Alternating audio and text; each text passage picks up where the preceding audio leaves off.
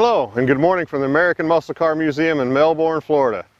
Today out from the collection we have a 1969 Chevrolet Camaro. What's special about this Camaro is it has a Z10 option, which in a sense this is a pace car, but however it's in a coupe version.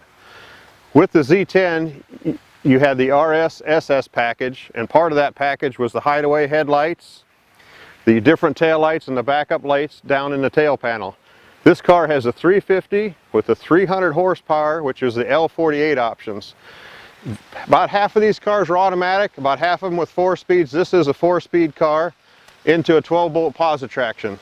This car is done in the Dover white, and also with the Z10 option, the rear sail panel in the 396 cars was done in white and not blacked out.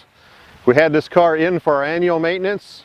We're getting it out. We're going to do a few adjustments on it, get a couple laps on it, get it detailed out, and get them back in the museum. Once again, thanks for watching.